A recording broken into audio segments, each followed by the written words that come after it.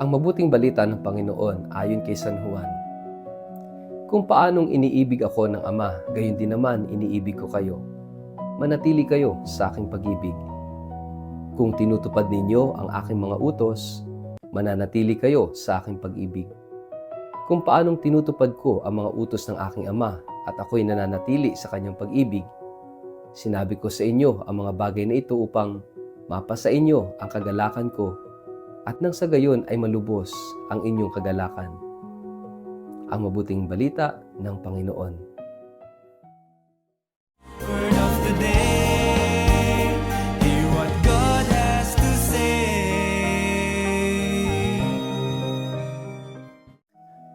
Mapagpalang araw po sa inyong lahat. Kumusta po kayo? Ang ating word of the day ay kagalakan. Lahat tayo naghahanap ng kaligayahan. Kaya nga ginagawa natin ang lahat, nagtatrabaho, nagsusumikap, nagmamahal, umaasang magiging masaya tayo. Pero bakit minsan kahit nakamit na natin ang gusto natin, bakit may kulang pa rin? Bakit may mga taong mukhang masaya sa labas pero malungkot naman ang kalooban? At bakit may mga taong maraming problema pero payapa naman at masaya pa rin? Napakagandang tingnan natin ito. Naranasan mo na bang hanapin ang saya sa maraming bagay pero hindi mo pa rin ito matagpuan ng buo? Mga kapatid, sa ating ebanghelyo ngayon ayon kay San Juan, sinabi ni Jesus, "Sinabi ko ito sa inyo upang ang aking kagalakan ay mapasa inyo at ang inyong kagalakan ay maging ganap." Dito natin makikita yung salitang gusto nating pagnilayan sa buong mensahe ng ating ebanghelyo at yan yung kagalakan, yung joy. Meron ba tayo niyan? Ang kagalakan na iniaalok ni Jesus ay hindi katulad ng saya ng mundo.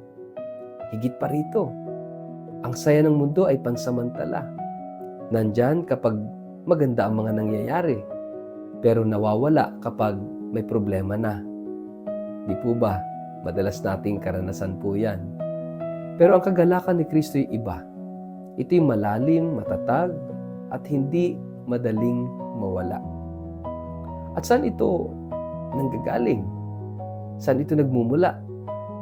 Sinabi niya, manatili kayo sa aking pag-ibig.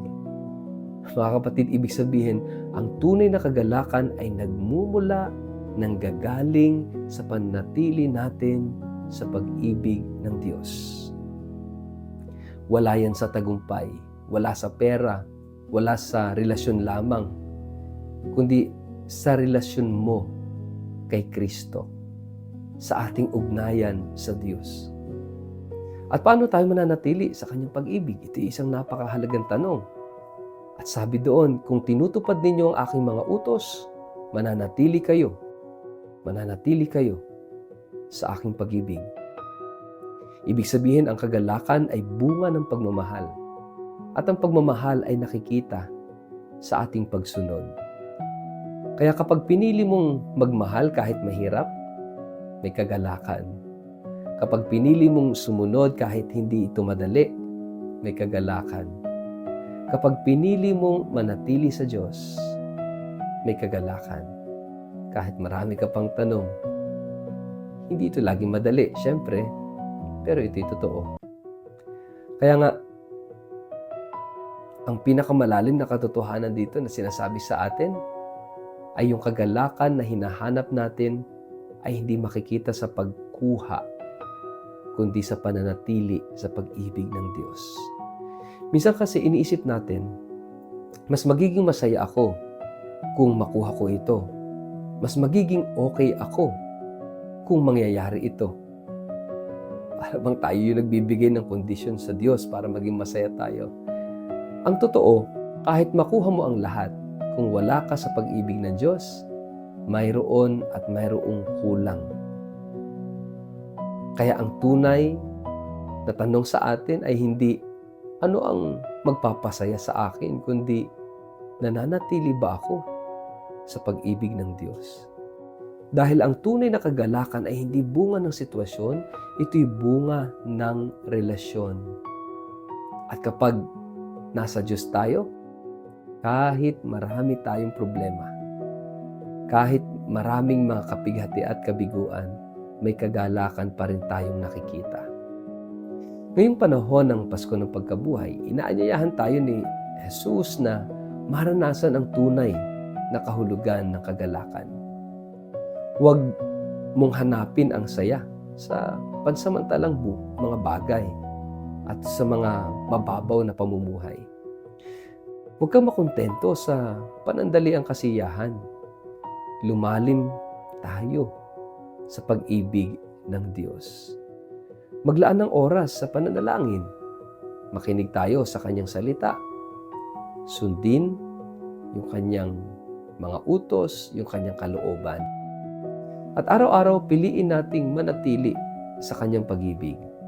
Dahil, alam nyo, doon lang natin matatagpuan ang kagalakang hindi nawawala. Ang kagalakang mula sa Diyos. Kaya tanungin natin ang ating mga sarili. Mga kapatid, saan natin hinahanap ang kagalakan sa ating buhay? At paano tayo tinatawag na manatili sa pag-ibig ni Kristo upang maranasan ang tunay na kagalakan? Sa ngalan ng Ama at ng Anak at ng Espiritu Santo, Amen. Panginoong Jesus, Ikaw ang pinagmumulan ng tunay na kagalakan. Tulungan mo kaming manatili sa iyong pag-ibig araw-araw. Sa gitna ng aming mga pagsubok, bigyan mo kami ng pusong marunong magtiwala at magmahal. Punuin mo kami ng iyong kagalakan na hindi kayang ibigay ng mundong ito. Amen. Pagpalain po kayo at ingatan ng makapangyarihang Diyos, Ama, Anak at Espiritu Santo. Amen.